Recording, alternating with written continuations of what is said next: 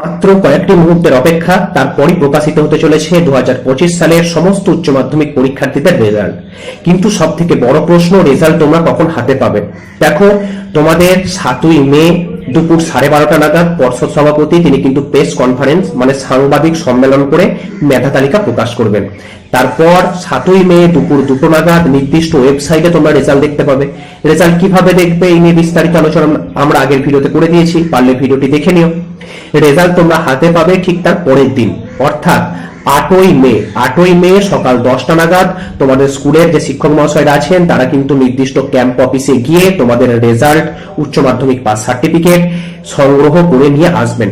ঠিক তারপর অর্থাৎ 8ই মে দুপুর 2টো নাগাদ, ভালো করে মাথায় কিন্তু কথাটি রেখে দিও, 8ই মে দুপুর 2টো নাগাদ তোমরা স্কুল যাবে। স্কুলে গিয়ে তোমাদের উচ্চ মাধ্যমিকের রেজাল্ট, উচ্চ মাধ্যমিক পাস সার্টিফিকেট এবং স্কুল লিভিং সার্টিফিকেট, এই 3টি সার্টিফিকেট সংগ্রহ করে নিয়ে আসবে।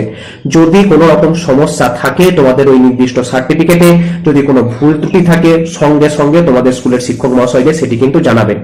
আরেকটি কথা মাথায় রাখবে যে তোমাদের এই যে 3টি সার্টিফিকেট প্রদান করা হবে, অর্থাৎ উচ্চ মাধ্যমিক পাস সার্টিফিকেট, উচ্চ মাধ্যমিক রেজাল্ট এবং স্কুল লিভিং সার্টিফিকেট, এই 3টি সার্টিফিকেট কোথাও অরিজিনাল জমা করবে না, সমস্ত জায়গায় জেরক্স কপি জমা দেবে। স্কুলে হোক, কলেজে হোক বা অন্য কোনো শিক্ষা প্রতিষ্ঠানে হোক, চাইলে সর্বদা কিন্তু জেরক্স কপি জমা দেবে, কোথাও অরিজিনাল কপি জমা দেবে না। এই কথাটি ভালো করে মাথায় রেখো। তোমাদের সকলের রেজাল্ট ভালো হোক, সকলের স্কুল থেকে রেজাল্ট সংগ্রহ করে নিয়ে এসো। কেমন রেজাল্ট হয়েছে কমেন্ট করে অবশ্যই জানিও।